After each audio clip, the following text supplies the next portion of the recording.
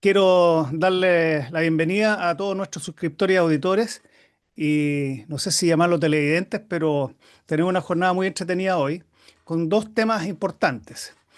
Uno que nos va a presentar nuestro panelista habitual Fernando Mujica y después una presentación sobre motores recíprocos que lo hará Jaime Telles, que es ingeniero aeronáutico y profesor en propulsión.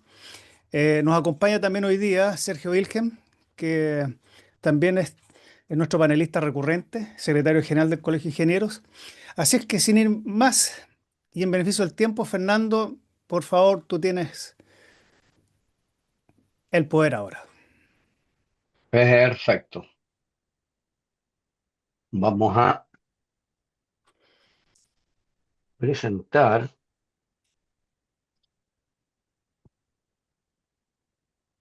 ¿Se ve ahí? Sí, perfecto.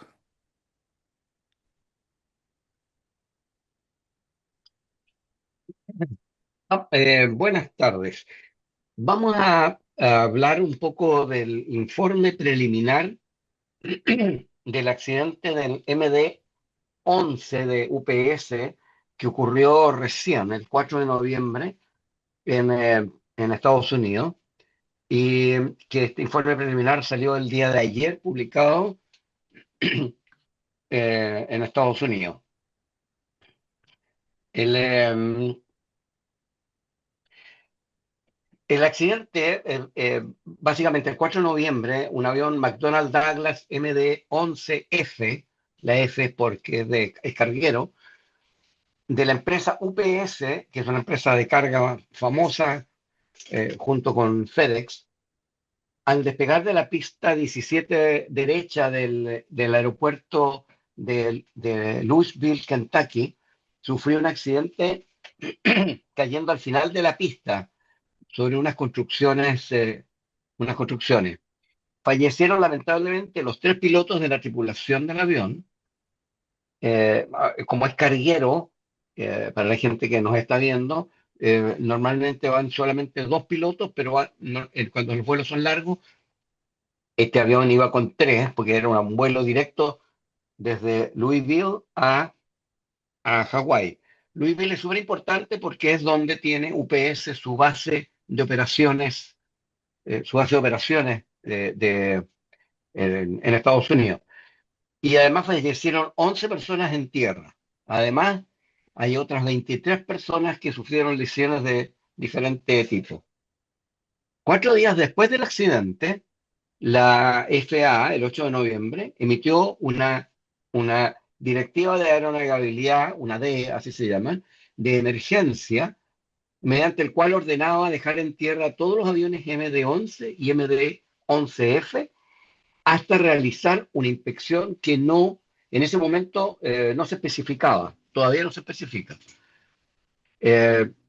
Unos días después se amplió este AD y dejaron a los aviones, a los aviones que haya todavía, DC-10, también en tierra. El avión MD-11 fue hecho por McDonnell Douglas. Hoy día McDonnell Douglas lo compró Boeing, por lo tanto Boeing se hace responsable de los aviones. Y el MD-11, por eso es McDonnell Douglas, es un avión similar al DC-10, que es un avión que fabricó la compañía Douglas, que fue el último avión grande que ellos fabricaron como Douglas. Y bueno, como decía yo, el 19 de octubre, el día de ayer, la Comisión Nacional de Seguridad en el Transporte de Estados Unidos, que es la que realiza todas las investigaciones de los accidentes, no solamente de aviones, sino que de trenes, de choques de barcos, etcétera, emitió un informe preliminar del accidente que vamos a analizar ahora. Ellos en el informe mostraron, en primer lugar, unas fotos del, de un video del, ¿cómo se llama? Del aeropuerto. Aquí se ve en la carrera de despegue, aquí se ve la carrera de despegue en el número 1, el avión en la posición cuando está en el momento de lo que se llama rotación, en que rota la rueda de nariz primero, y en la foto 2 se puede ver lamentablemente ahí, en esa parte, cómo el motor izquierdo, el motor número uno, empieza a salirse del ala. Mm. En la foto número 3 aquí podemos ver el motor ya saliéndose completamente del ala y se empieza a generar un incendio. El incendio es básicamente porque obviamente el motor está tirando gases calientes y seguramente como lo que rompió el motor al salirse dejó corriendo el combustible hacia afuera. Ahí se podría ver, incluso aquí se puede ver eh, detrás del avión una especie de nube que es básicamente el combustible saliéndose para atrás. Mm.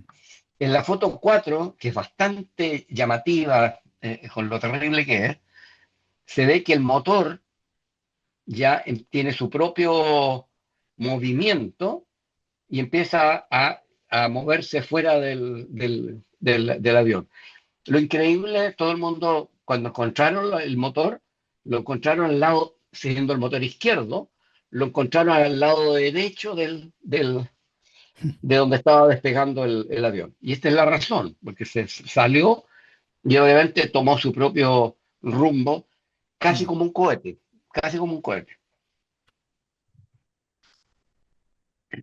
Acá en la foto 5 vemos que el motor ya nos sigue volando solo, acá en esta parte, y el avión empieza a perder ya control. Lamentablemente, bueno, no lo dice el informe de hoy día, pero uno puede ver que el fuego que hay aquí puede haber afectado el motor 3 que es el que va en la cola, Mm. ¿ya? Y posiblemente si es que ese fuego lo succionó el motor, Mm. podría haber el motor 3 no haber Flame out. eh, funcionado como corresponde. Mm. Pues, Fernando, una Y- pregunta. Hasta ahora solamente se ha detectado que el motor se desprendió del pilón o también desprendió el pilón como es- el accidente del Eso es lo que DC-10. voy a mostrar, eso es lo que voy a mostrar ahora. Ya, ¿Ya? Pero estas fotos son las primeras que... ya. A ver, bueno, lo primero que vamos a hablar es que el MD-11 es un avión equipado con tres motores General Electric CF6-80. El motor izquierdo y el derecho están fijados a la parte inferior de los pilones. Voy a mostrar una fotito. Y en cada uno de ellos en la parte inferior de cada ala. Y el motor central está fijado en la base del estabilizador vertical en la cola. Mm. Ya, los pilones izquierdo y derecho se fijan a sus respectivas alas mediante un mamparo de montaje delantero y un conjunto de elementos de encaje y un mamparo trasero. Aquí tengo un dibujo que fue el que publicó la NTSB basado en dibujos de Boeing. Ellos hablan de Boeing porque obviamente estamos hablando de es la empresa que está a cargo del tema. El, el motor va puesto ahí. A ver, este es el motor uno, el motor 2 y el motor 3 que va en la cola. Los motores uno y 2 tienen este tipo de anclaje. El motor mismo se ancla en estos puntos de aquí, ¿ya? O sea, el motor va afirmado de acá, ¿ya? El, el pilón, que es este, va afirmado al ala con con dos mamparos. Este es el mamparo delantero y este es el mamparo trasero. Y vamos a hablar del trasero porque ese es el que generó el daño. El mamparo trasero tiene, aquí está la parte aquí se ve, esta es la parte que va en Pilón. en el pilón. Y aquí arriba, lo que le llaman la wing clevis, la que está marcada aquí con puntitos, este es el ala. Y la unión es básicamente la unión con dos componentes que se apretan y entre medio va un cojinete o rodamiento esférico, ¿ya? Podríamos, si necesitamos volver, vamos a volver a esta imagen. Aquí vemos, aquí vemos una foto de una instalación típica. Aquí está, la parte que va en el pilón. Esa flecha indica que para allá está la nariz del avión. Estos son las orejas, la delantera y la trasera del pilón. Y este es las orejas, más que una oreja, es un componente bastante fuerte del ala. Y este es el perno que afirma este tema, Mm. ¿ya? Si volvemos atrás, es esto de acá. El perno va al medio ahí. Y el Mm. perno va con este rodamiento específicamente para evitar que sea una estructura rígida. Así encontraron las piezas. Esta es la pieza del pilón. Aquí está el pilón. Aquí está estas dos orejas que se afirman arriba. Y aquí se puede ver que esta es la oreja delantera, esta es la oreja trasera. Y aquí está quebrado. Esto es lo que se quebró. Y esto que se quebró hizo que, al quebrarse la parte trasera, si se acuerdan la foto, para dónde salió el motor, eso significa que el motor se cayó el perno trasero, no se cayó el perno en todo caso, pero se cayó la parte trasera y ahí por eso el motor salió hacia arriba y no, si se hubieran caído los dos pernos con los que estaba firmado, habría quedado en la pista. No, pero aquí salió hacia arriba. Y al salir hacia arriba, obviamente, dañó el ala y todo. Mm. Todavía no se sabe bien todos los daños que han tenido, pero aquí está la parte, la parte del ala, la parte del ala que encontraron. Ustedes ven que el perno no pasó nada. Los pernos de aviación normalmente es lo último que se corta. Y aquí ustedes pueden ver que el perno se mantuvo hasta el final. Aquí está el rodamiento esférico, Mm. cómo quedó. Aquí a la derecha está un rodamiento esférico nuevo. Mm. Así es permanentemente. Aquí está como quedó. Y ustedes ven que las orejas de amarra en el ala, que esto es lo que va en el ala, por eso se llama el wing clevis, no se rompió nada, tampoco se rompieron los pernos que sujetan esta pieza al ala. Aquí, después de la limpieza inicial de la superficie de fractura, aquí se puede ver lo que vimos recién en la foto anterior. Aquí está el pedazo del rodamiento esférico. Esta es la oreja, las dos orejas donde entra en las orejas del pilón. Y claramente el daño es en las orejas del pilón. Mm.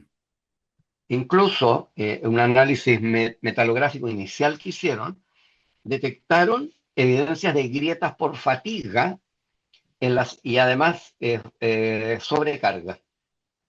O sea, esto de acá son grietas por fatiga. Mm. El análisis, y hasta aquí llega el análisis de preliminar, o sea, encontrar esto a menos de un mes del accidente es un avance muy, muy bueno, sobre todo porque permite además ver qué acciones hay que hacer para evitar que pueda ocurrir esto en el resto de la flota que todavía está fuera de vuelo. Mm. Esto afecta principalmente a UPS y a FedEx, las dos más grandes compañías de de carga aérea en el mundo, en una época terrible para la gente que tiene que traer cosas de todo el Así es. resto del mundo, moverlas antes de la Pascua, digamos. La, la NTSB además hizo un análisis del mantenimiento del avión, que lo voy a leer aquí, vámonos rápido, eh, en el último tiempo. Al momento del accidente, el aeronave había acumulado un total de 92.000 horas de vuelo y 21.000 ciclos. Los ciclos, para la gente que no sabe, en estos aviones básicamente son despegue y aterrizaje. ¿Ya? O sea, claramente esto demuestra que estos aviones son básicamente de largo de aliento, de tiro largo. O sea, estamos hablando de, no sé, pues, que estamos hablando de casi 1.000, de un ciclo por cada 9 horas de vuelo, más o menos. Así, a ojo de buen varón. La, mantenía un programa de mantenimiento bastante riguroso y la revisión de las tareas de inspección del soporte trasero del pilón izquierdo, que eso es lo que falló, eh, cosa mantenía una periodicidad de 72 meses y la última vez que se revisó fue el 28 de octubre del 2021. La tarea de lubricación de los brazos de empuje del pilón y los cojinetes, digamos, o, o rodamientos de esférico corresponde cada 24 meses o 4.800 horas y esto se hizo por última vez el 18 de octubre, recién. Una inspección detallada especial de las orejas del soporte trasero del pilón izquierdo habría vencido a los 20, deberían vencer a las 29.000 ciclos, ¿ya? Y el soporte de la horquilla en la izquierda a los 28.000 ciclos. Hay que considerar que recién tenemos 21.043 ciclos. O sea, realmente esos trabajos de inspección detallada, que seguramente por la experiencia que tengo significan desarmar varias cosas y por lo tanto lo que ha ahorrado mucho tiempo, estamos hablando que le quedaban todavía 7.000 ciclos de 7.000 ciclos, estamos hablando de 7.000 aterrizajes. Exacto. ¿Mm? Eh, para cerrar este tema, creo que esto va a permitir definir bien las acciones a la FAA para ver cuándo va a liberar la flota de nuevo para que siga operando. No sé si hay alguna consulta. O sea, esto salió ayer, ¿ah? O sea, fue Ayer. súper Yo nuevo. voy a aportar algo más, algo interesante. En el año 1979, un MD-10 sufrió el mismo problema. Murieron 273 personas, 271 en el avión y 2 en tierra. Fue el accidente más grave que ha tenido los Estados Unidos. Era el American Airlines 191 y se le Sí, desprendió también el motor izquierdo. Al Así principio es. pensaron que era el perno, pero después se dieron cuenta de analizar las acciones de mantenimiento que hacían una mala acción de mantenimiento. ¿Qué es lo que exacto. hacían? En vez de desmontar el motor del pilón, desmontaban el pilón y el motor con un conjunto completo del ala. Y al montarlo, lo hacían con máquinas que no estaban previstas y se dañaba la unión del pilón al ala. Eso generó una grieta y finalmente se desprendió el motor. El Así es. problema en los motores no es menores. ¿Por qué? Porque los motores producen sustentación. De hecho, está el caso del 737 MAX, que producía tanta sustentación en el despegue que Boeing dijo, vamos a tener que inventar un mecanismo para que baje la nariz y no complicarle tanto la acción al piloto de que se le sube la nariz por un motor tan grande con un avión que no ha cambiado y le pusimos un LIP 1, ¿cierto? Y levantaba la nariz. El problema fue que el MCAS estaba conectado al AOA y el AOA, cuando fallaba, ¿cierto? Generaba que efectivamente el computador decía baje la nariz, po. Por supuesto, el Ah, computador le ganó al piloto, a dos pilotos y se murieron 500 y tantas personas. Mm. Es decir, este problema no es nuevo, Así siempre ha es. estado. Lo que pasa es que muchas compañías le bajan el perfil al tema y los mantenimientos que se realizan, ¿cierto? quizás no son tan rigurosos como deberían ser. No, no conozco el caso específico de UPS, no tengo mayores conocimientos de ese caso, pero sí en el caso de American quedó detectado que fue un problema de mantenimiento más bien de las piezas, pero no es un tema nuevo. Eso es lo que quería aportar. Mm. Sí, efectivamente, Jaime, y las consecuencias fue en ese accidente que el motor bloqueó líneas hidráulicas y por lo tanto las fuerzas aerodinámicas retrajeron el slat de a la izquierda y mantuvieron extendida a la derecha, por lo tanto hubo una diferencial entre la sustentación de la izquierda y derecha y por lo No. tanto comenzó a rolar el avión y de ahí a 110 grados se destruyó. No, efectivamente, y lo que tú dices no es nuevo y llama mucho la atención de que a lo mejor no se tomaron todas las medidas precautorias y con la debida, voy a decir, anticipación y también ser un poco conservadores, es decir, aumentar la cantidad, la frecuencia de inspecciones. Es terrible. Bueno, eh, Fernando, lamentable Bueno, este accidente. estamos hablando que pasó hace 46 años ese Sí, accidente. O sea, estamos hablando exacto. de que la gente, o sea, 46 años es mucho tiempo y seguramente, como dices tú, no, la cultura de ese accidente, la gente Se ya perdió. Ya se perdió, ¿no? no está trabajando, así de simple. 45 No, o años se sea, perdió a ya está. todos. Mm, Tremendo. Claro, yo por eso creo que Oye, siempre es bueno en las compañías ver la historia. Es súper importante la historia, por Sí. eso que en mi ramo de propulsión siempre tomo un punto muy importante, la historia, porque se repite. Y hay casos muy clásicos. Por ejemplo, en los años 70 casi Mm, quebró Rolls-Royce porque hizo mm, un motor que no tenía avión. Hoy en día hizo el Ultrafan y tampoco tiene avión. La claro. misma historia. Está con serios problemas Rolls-Royce. Perfecto. Eduardo, Sí. sí, mira, solamente para precisar el tema, porque Fernando ahí mencionó las cifras de las horas de vuelo y los ciclos. Ujú, En el fondo, si nosotros dividimos los ciclos por las horas de vuelo, al revés, la hora de vuelo, digamos, los ciclos da 4,41 horas promedio.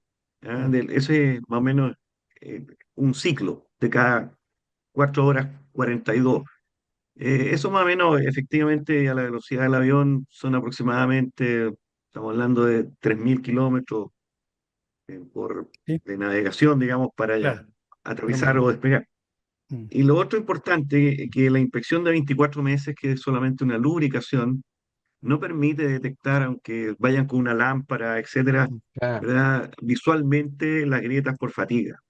Eso también es un dato de la causa nomás, el hecho que se había hecho una inspección en el área, pero no es para detectar. La fractura por fatiga o la trizadura por fatiga se detecta con líquidos penetrantes o con algún otro medio no destructivo, sí. que es mucho más exhaustivo, digamos, para el área.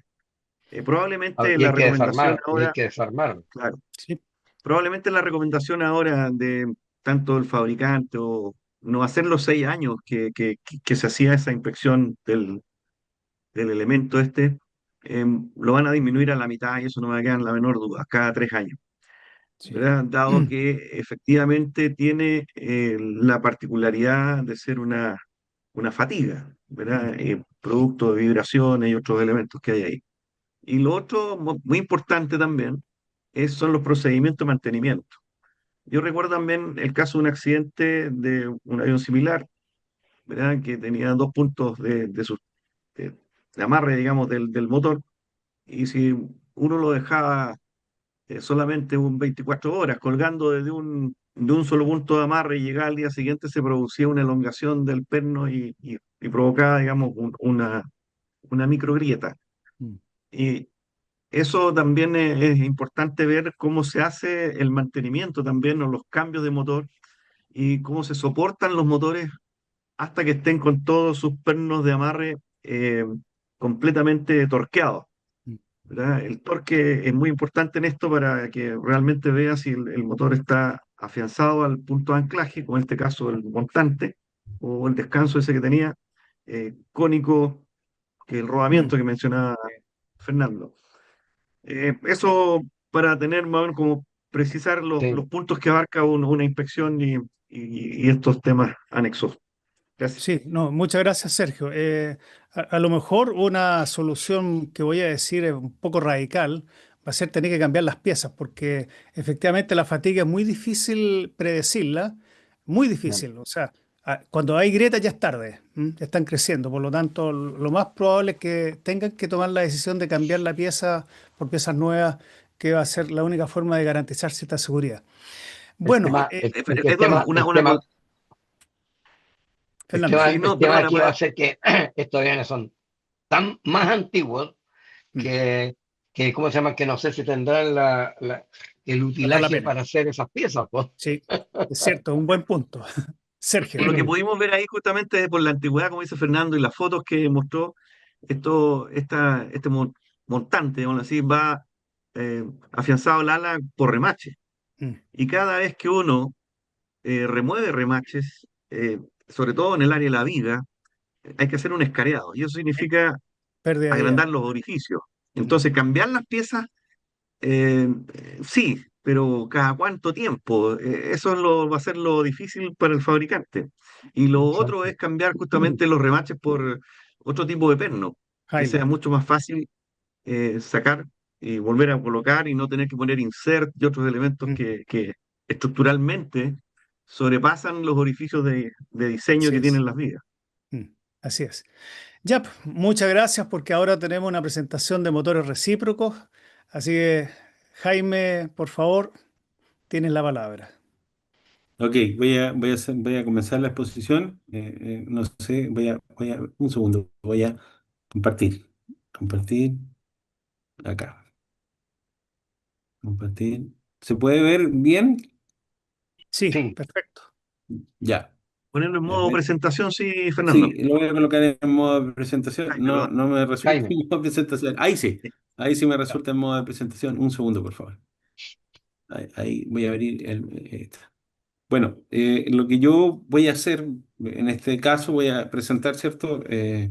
Una introducción a los motores recíprocos en realidad, y voy a partir con este motor, el motor, el R4360, que fue el mayor motor recíproco que se construyó durante la Segunda Guerra Mundial por Pratt and Whitney, que se llamaba el WASP, el Mayer WASP R 4360, y producía 4300 HP. Mm, Importante notar que tenía 28 cilindros, si no me equivoco eran 7 en 4 hileras, y era un tremendo motor. Ahora, si consideramos que si necesitáramos colocar estos motores para mover, por ejemplo, un 747 que tiene 4 motores de aproximadamente 53.000 libras cada uno, para hacer lo mismo que esos 4 motores tendríamos que colocar 23 de estos motores en el ala, mm, cosa que es imposible. Por eso los turborreactores, digamos, vinieron a suplir a este tipo de motores recíprocos. Bueno, básicamente lo que se va a presentar de acuerdo a la agenda es una introducción, presentación del expositor muy cortita, las referencias que utilicé, vamos a entrar en el tema de los motores recíprocos y después qué es lo que hay que retener. Bueno, el expositor, soy Jaime Telle, profesor de termodinámica y propulsión en la academia hace 23 años, y las referencias que utilicé fue el Jeppesen, el Power Plant Textbook, que es de Jeppesen del 2011, que es un clásico. También el Aircraft Propeller and Control, también de Jeppesen, que también es un clásico, y por supuesto, casi todas las imágenes las saqué de Google. Y esta imagen, eso sí se va a recordar, Fernando Mujica, porque esta se la saqué de su presentación. Y siempre doy crédito a las personas que, digamos, de las cuales obtuve algo. Y aquí fue la que me proporcionó don Fernando Mujica en su presentación, que él estuvo en el lugar, ¿cierto? Que Sí, el 17 de diciembre de 1903, ¿cierto? A las 10:35 am, en Kitty Hawk, Carolina del Norte, donde corre con mucho viento, voló el Flyer 1 y por supuesto estaban detrás de esto los hermanos Wright, que estuvieron 5 años trabajando en el tema, que al principio se dedicaron a las bicicletas y después se dieron cuenta que en realidad las bicicletas no iban a traer ningún avance más significativo del que ya tenían y que en realidad la aviación era lo que iba a cambiar la historia. Algunos aspectos importantes es cuánto vale un motor, cuánto vale un motor recíproco hoy en día. Yo puse algunos que eran new rebuilt y algunos new. En el caso de los motores Lycoming, ¿cierto? Todos los más conocidos son de la serie 300, ¿cierto? El 320, el 360, de 160 y 200 HP, que valen del orden de los entre 40.000 y 50.000 dólares. Después los 550, que valen del orden de los 60.000 dólares. Después los 580, que valen del orden de los 70.000 dólares también. Y después los 720, que valen del orden de 75.000 dólares. Están los continentes, que están muy a la par de lo otro. Y después vienen los motores Rotax, que eso sí tienen un cambio significativo, pese a que tienen menos HP, valen casi la mitad de lo que valen los otros motores. Y estos son nuevos, más encima. Entonces, aquí podemos ver que la industria americana, con los motores Lycoming y Continental, ¿cierto? Está siendo, digamos, seguida muy de cerca por los motores Rotax, que son pequeñitos todavía, hasta 160 HP, pero en el futuro los pueden alcanzar. Y el problema es que son más eficientes. Entonces, yo creo que deben estar preocupados Lycoming y Continental por lo mismo. ¿Ah? Bueno.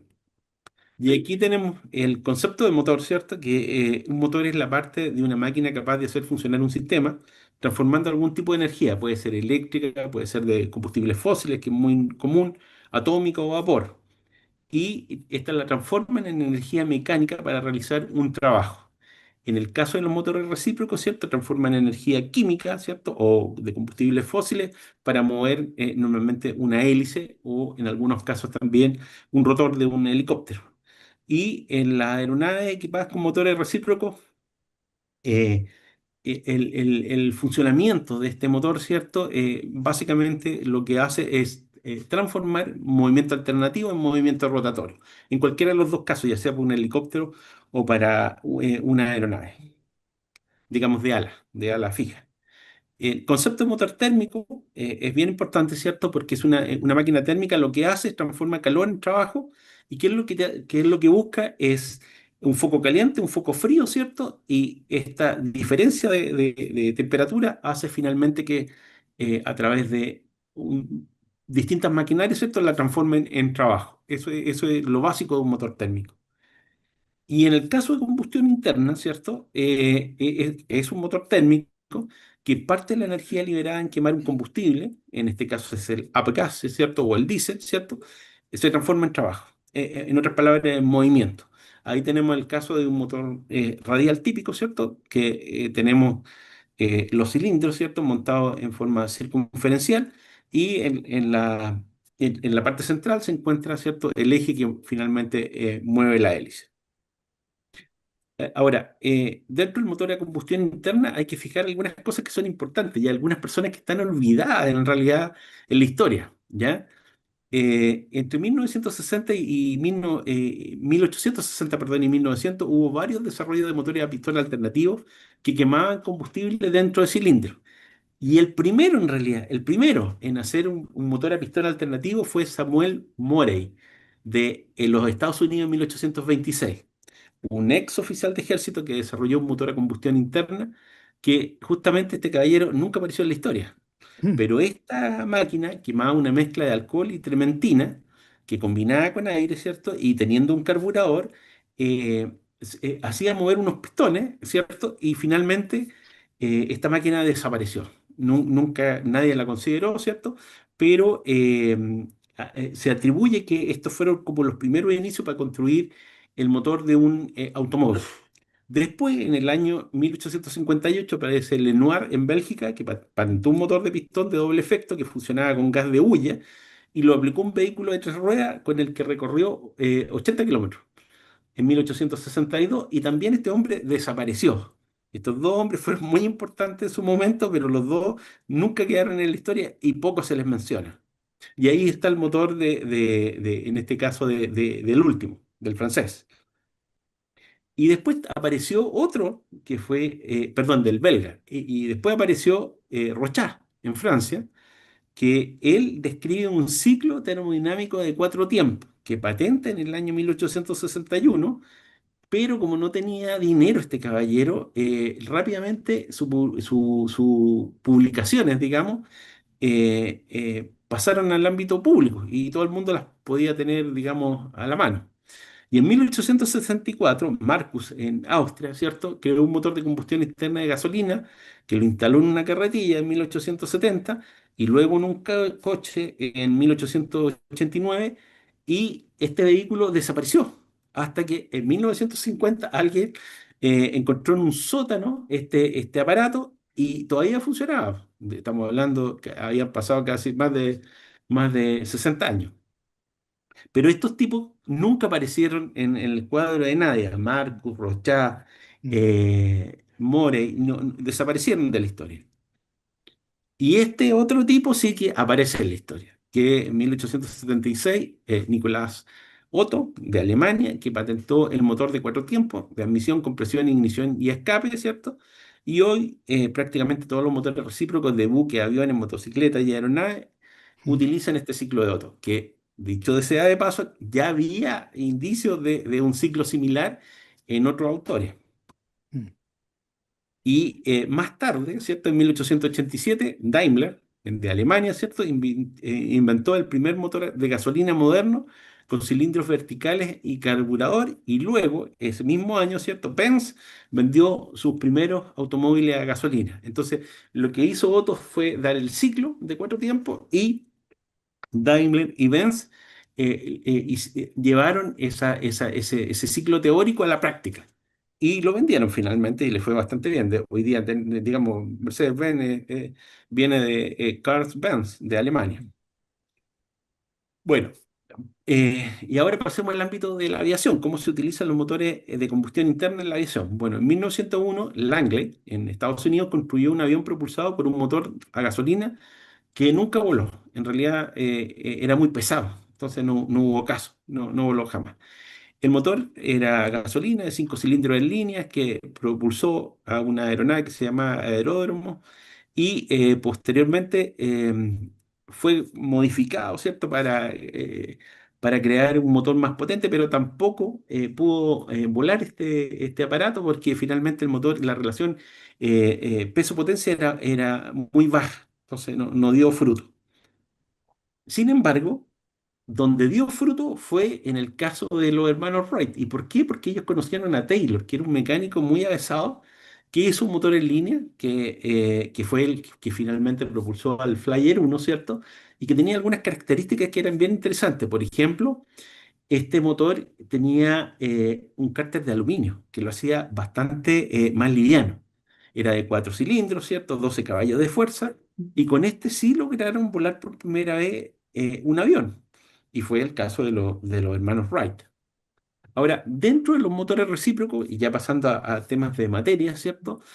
Hoy en día la aviación general se mueve con motores recíprocos de 4, 6 u 8 cilindros y los combustibles utilizados son el avgas y el diésel, pero el más utilizado en realidad es el avgas.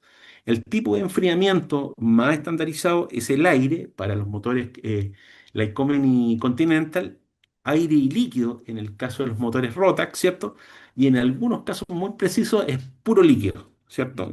Básicamente los motores de la Segunda Guerra Mundial, grandotes de B, que requerían refrigerar los últimos cilindros, ¿cierto? Con líquido, necesariamente no tenían otra posibilidad.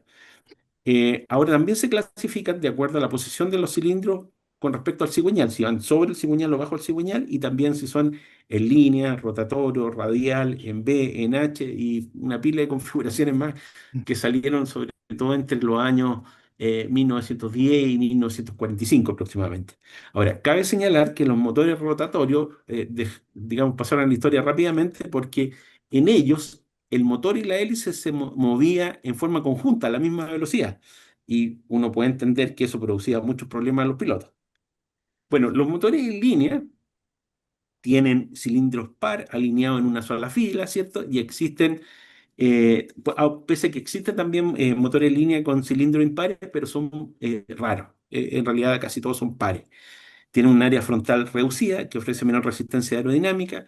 El cigüeñal, si el cigüeñal está ubicado sobre los cilindros, ¿cierto? Es un motor en línea invertido y su característica es que tiene un tren de aterrizaje corto, que era importante porque si tenían un tren de aterrizaje largo, ¿cierto? Que el cigüeñal está abajo, ¿cierto? Hacía que la aeronave fuera más pesada. Tiene una relación peso-potencia baja también y por eso duraron poco digamos, en la aviación y eran refrigerados por aire o por líquido. La mayor parte de ellos en realidad era por líquido, porque sobre todo la refrigeración de los últimos cilindros era súper compleja. Y ahí tenemos un caso, ¿cierto? El motor en línea de Mercedes, ¿cierto? El D2, que era un motor pesado todavía, pero que rendía sus frutos para lo que era la tecnología de esa época. Ahora, durante la Primera Guerra Mundial se hizo evidente que los motores en línea eran demasiado pesados para la potencia que ofrecían y los diseñadores necesitaban un motor más ligero, potente, barato y fácil de producir en grandes cantidades. Y ahí apareció el motor rotativo, que en realidad este motor rotativo, ¿cierto? Tenía los cilindros distribuidos en forma circular en torno al cárter, ¿cierto? Y al medio estaba la hélice. El problema de este avión es que la hélice estaba atornillada a este conjunto y este motor en particular giraba digamos, el motor giraba a la velocidad que gira la hélice. ¿Cuál era el problema de eso?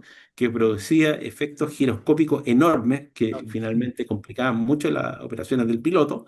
Además, eran refrigerados por aceite resino, que producía olores repugnantes. Y además, sobre los 350 grados Celsius, ¿cierto? Se encendían las cuestiones, se quemaban, digamos, parte de los motores, se encendía el tema y se caía el avión porque se encendía todo el avión, finalmente. Así que no duró mucho en la historia de la aviación el motor rotatorio.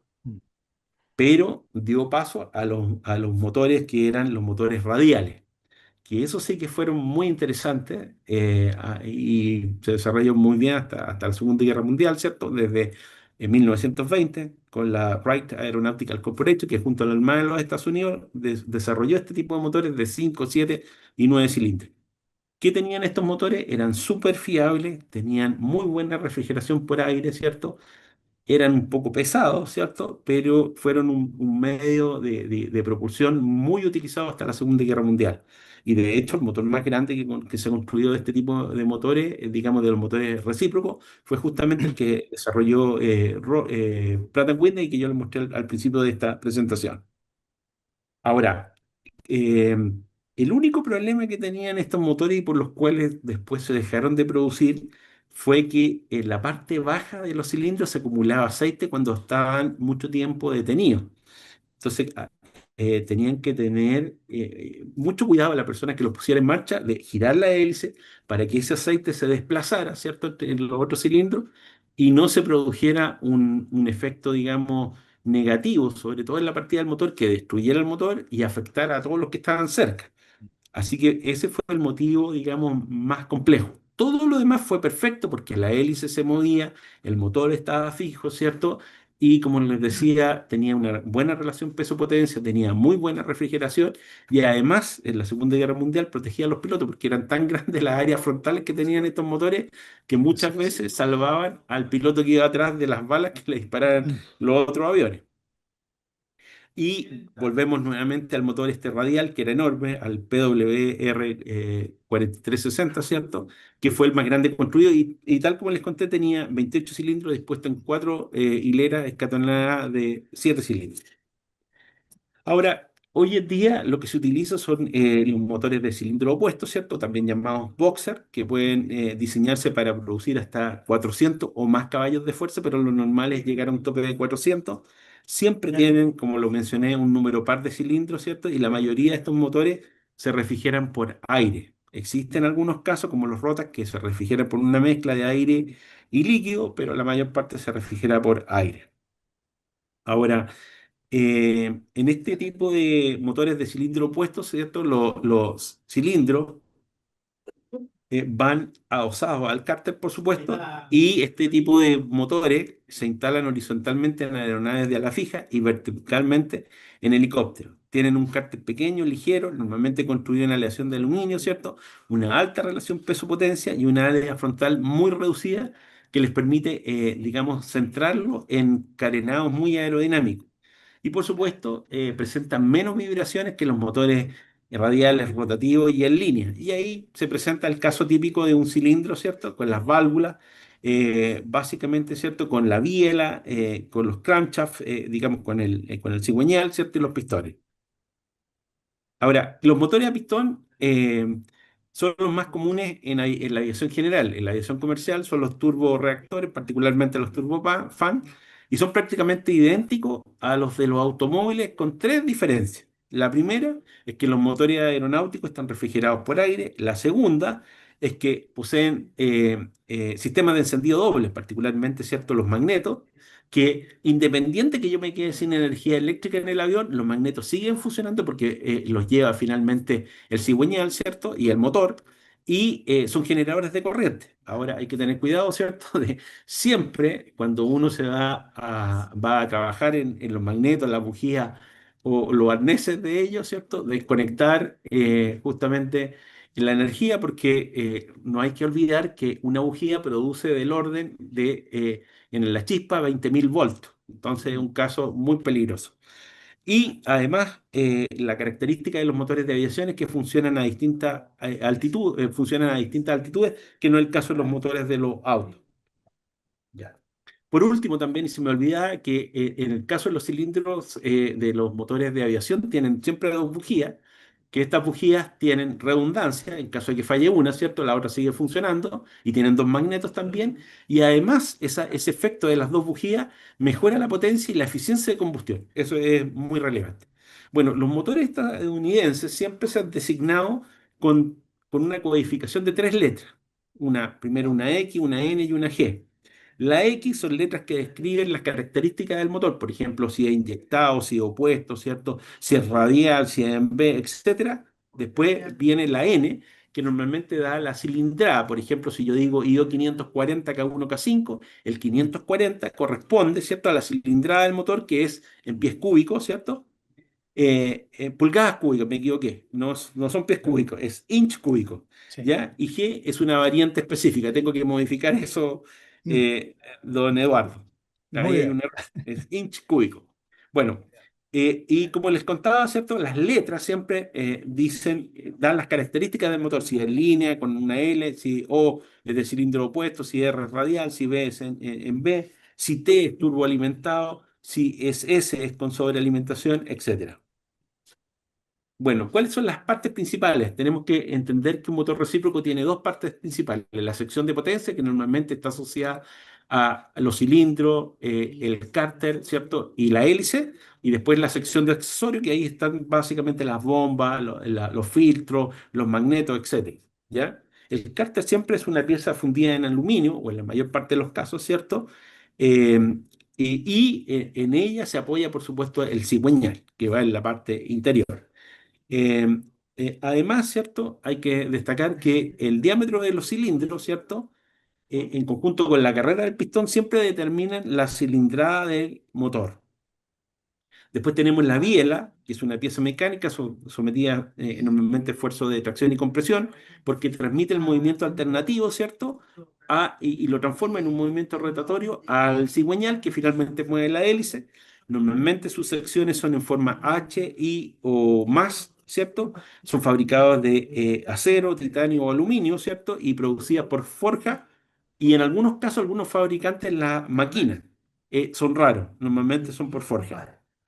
En el caso del cigüeñal, ¿cierto? Es un eje con codos y contrapesos que transforma el movimiento alternativo en movimiento rotatorio, y este se apoya lógicamente en el cárter, en los apoyos del cárter, y se fabrica en aleaciones de aluminio o titanio, y en algunos casos, digamos, bueno, en todos los casos tiene perforaciones y conductos para el paso de lubricante.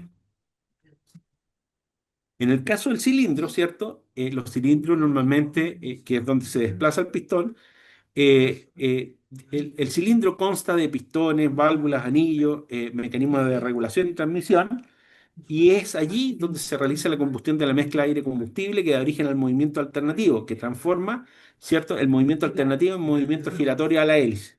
El cilindro es una pieza que está hecha en su cabeza de aluminio y en la camisa, ¿cierto?, de acero, y que puede soportar altas temperaturas durante su vida útil.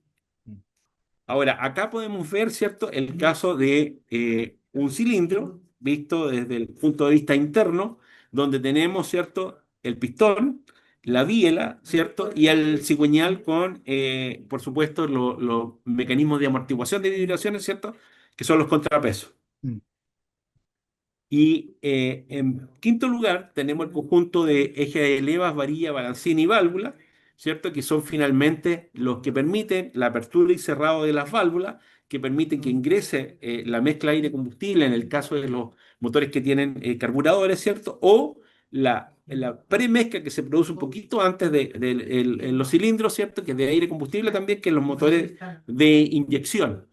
Ahora, el eje de leva, que es la parte de abajo, el camshaft, ¿cierto? Está unido normalmente a las varillas, está unido posteriormente a los balancines y finalmente a las válvulas. Ahora, los sistemas de aceite, existen dos sistemas de aceite que son muy importantes.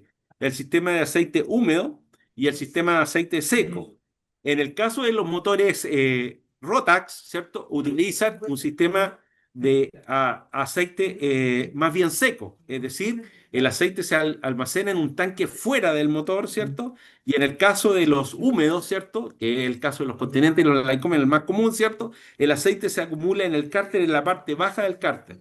Al lado izquierdo, ustedes pueden ver el sistema de aceite húmedo y al lado derecho, el sistema de aceite seco, ¿cierto? En los dos casos tenemos que, digamos, necesitamos necesariamente bombas y filtros. Las bombas son, por supuesto, de presión, ¿cierto? Para inyectar el aceite y en los dos casos podemos tener bombas de recuperación también. ¿Ah? Pero eso es muy importante ver que los motores Rotax utilizan sistemas de sumidero seco, es decir, tanque fuera de almacenamiento de aceite, y los motores Continental y los motores Lycoming húmedo, ¿cierto? Con el aceite en la parte baja del cárter. Por último, tenemos el sistema de inducción de aire y combustible, que es el más estándar que existe, ¿cierto? Con carburador, en el cual la mezcla de aire-combustible se produce en el carburador y se envía a los cilindros, digamos, en forma conjunta desde el carburador. En el caso de inyección, ¿cierto? Llega solamente el aire, después se une con el combustible en una cámara previa al cilindro, ¿cierto? Ahí se mezcla y después se ingresa al cilindro.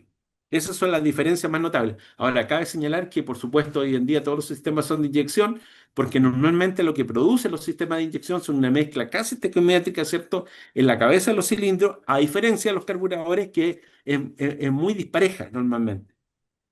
Y por último, tenemos la caja de accesorios, ¿cierto? Que es la parte trasera, que podemos ver en esta figura, al cual van unidos los magnetos, ¿cierto? Las bombas, van unidos los tacómetros, van unidos también los filtros, etcétera, ¿cierto? Y es la sección que permite que se muevan los accesorios, obteniendo energía, ¿cierto? Del cigüeñal, por supuesto, a través de de los engranajes.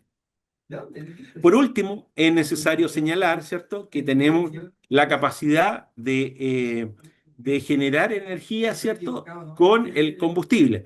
¿Cómo lo hacemos eso, ¿cierto? Entregando, digamos, absorbiendo energía del combustible. Transformamos el 25 al 30% de la energía en energía útil, ¿cierto? Y de eso, ¿cierto? De esa energía que tenemos, ¿cierto? Que convertimos en energía útil, ¿cierto? Hay otra parte, ¿cierto? Que la desechamos a la atmósfera, que es el 40-45%, ¿cierto? De la energía química, en otras palabras, y otra parte removida por el sistema de aceite, que es del 5 al 10%, y por último, del 15 al 20% es removida por las aletas que permiten la refrigeración del motor. En otras palabras, ¿cierto? Solamente en los motores recíprocos utilizamos un 25 o un 30% de energía útil de toda la energía química disponible. La eficiencia total de un motor recíproco es la eficiencia térmica por la eficiencia propulsiva. La eficiencia propulsiva de la hélice es muy notable porque es del orden del 85% y la eficiencia térmica solamente del 30%. Si multiplicamos ambos factores, la eficiencia global de un motor recíproco es del orden del 26%. Ahora, en una prueba de rendimiento, tenemos acá algunas preguntas. Por ejemplo, y la pregunta número 1 es: ¿qué significan las letras I/O? La respuesta correcta en este caso sería la alternativa 1, que es inyección y opuesto. La pregunta número 2 es refrigeración de motores recíprocos, si es por aire, en el caso de los motores de aviación, o por líquido, en la mayor parte de los casos es por aire. La tercera pregunta es la sección de potencia. Si el pistón corresponde a la sección de potencia o el magneto corresponde a la sección de potencia. En realidad el pistón corresponde a la sección de potencia, porque el magneto normalmente se asocia a la sección de accesorios. El ciclo de un motor recíproco, lógicamente, corresponde al ciclo de Otto, porque el ciclo de Dayton es de un turborreactor, ¿cierto? Y el ciclo de Otto, como vimos, ¿cierto? El ciclo, digamos, ampliamente usado en los motores recíprocos. Por último, la función del eje de leva es abrir o cerrar las válvulas, ¿cierto? O mover los magnetos. Por supuesto, el eje de leva lo que hace es abrir y cerrar las válvulas, ¿cierto? Para que ingrese el combustible y salgan los gases de escape. Y finalmente, el número de bujías por cilindro, ¿cierto? En el caso de la aviación, siempre los motores utilizan dos bujías por cilindro, ¿cierto? Para redundancia, ¿cierto? Y para mejorar la potencia. En el caso Mm. de los vehículos, solamente una bujía por cilindro. Eso es. Oye, ¿Alguna pregunta? muchas gracias, Jaime. La verdad que ha sido muy directa este repaso de concepto en términos tecnológicos del motor. A mí me queda pendiente algo que a lo mejor en una próxima oportunidad lo podemos tocar, que es respecto a la mejora de rendimiento que alcanzaron motores que se desarrollaron durante la Segunda Guerra Mundial. Motores del Merlin, por ejemplo, en la cual se instalaron turbocompresores, también en motores Pratt Whitney fabricados en Estados Unidos, que equiparon al P-51 Mustang, que fue fundamental para alcanzar rendimiento o buen rendimiento a alta altitud. Que estamos hablando de un tema militar porque efectivamente necesitaban operar para combatir a los cazas alemanes. Podemos hablar el Focke-Wulf 110 que dio dolores de cabeza a los británicos, pero es un tema que lo podemos desarrollar en una próxima oportunidad. Pero Sí, el tema te quería plantear sí. era ese, si tú te puedes referir brevemente. Claro, claro, digamos, hay sobrealimentado y turboalimentado. Los Ok. sobrealimentados, la característica es que el compresor lo mueve en la caja de accesorios. ¿Por qué? Porque necesitan un compresor que comprima el aire para que lo inyecte a más presión, ¿cierto? A gran altitud, para que se produzca una combustión más adecuada en los cilindros.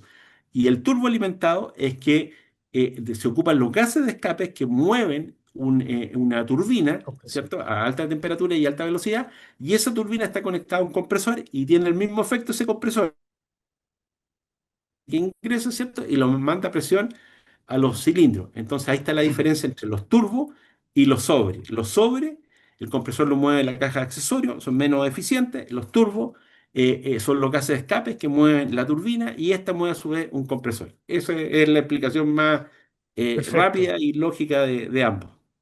Ok, bueno, para el que no está muy al tanto de estas tecnologías, eso significa que la masa, aumenta la masa de aire. Ese es el punto que uno inyecta al cilindro, mayor cantidad de masa de aire, por lo tanto aumenta la presión también. Y ahí hay otros temas relacionados con la parte mecánica, porque si aumenta mucho la compresión, también hay un tema de resistencia, las bielas, en fin, que fue un desafío que tuvieron. Yo diría alemanes e ingleses en su época y norteamericanos también. Junto con lo que tú habías mencionado, eh, hay una aeronave que quisiera mencionar porque tuvo problemas giroscópicos, parecido a los que mencionabas que ocurrieron durante la Primera Guerra, sino hay una Spitfire que posiblemente algunos lo han visto, que era de hélices contrarrotatorias. Y esa fue una solución al problema giroscópico, porque era tanta la potencia del motor que era muy complicado para el piloto controlar la aeronave. Una potencia descomunal, sobre los 3000 HP. Pero el problema es que, producto del efecto giroscópico, al piloto le hacía muy difícil controlar el avión en combate, ¿ah? Porque tenía que luchar contra el efecto giroscópico. ¿Y cómo lo resolvieron? Instalando una hélice contrarrotatoria. Así que es bien interesante por si lo ven, alguna gente se puede preguntar, bueno, ¿y esa aeronave? Pero tenemos hartos Hay temas una, para conversar, hay Fernando. mucha gente podría pensar que los motores recíprocos son de hace 80 años, la Segunda Guerra terminó hace 80 años, Mm. pero realmente los motores recíprocos están, ¿cómo se llama?, muy en boga. Bueno, Jaime habló de los motores Rotax, que es la nueva generación de motores, pero ¿cómo se llama?, permanecen funcionando muy bien porque hay toda una gama de aviones, lo que se llaman de aviación general, clubes aéreos y de ese tipo de aviones, eh, que, que necesitan, que no necesitan un motor mucho más grande, como por ejemplo un motor turbohélice, o sea, una turbina que mueve una hélice, y básicamente por un problema de costo. Por eso los costos que decía Jaime para un avión pequeño son muy buenos.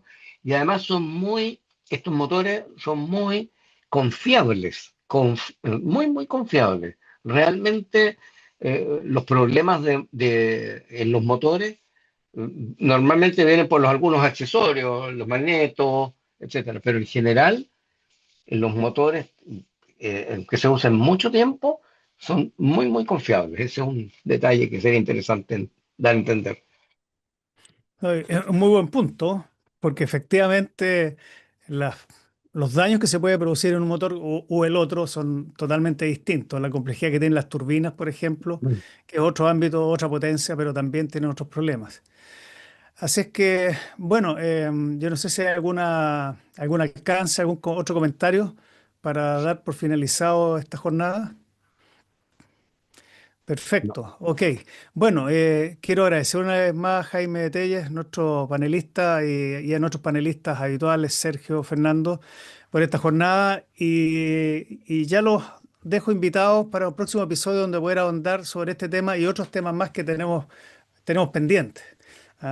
Porque estamos elaborando cada semana los contenidos y viendo qué cosa puede ser de interés también para quienes están suscritos y aquellos que les gusta el tema aeronáutico. Así que muchas gracias nuevamente y muy buenas tardes y hasta la próxima jornada. Ya. Así que Buenas hasta tardes. pronto. Muchas Muchas gracias. gracias. Muy Chao, buenas muchas tardes. gracias. Chao, chao. Adiós. Nos vemos. Chao. Chao.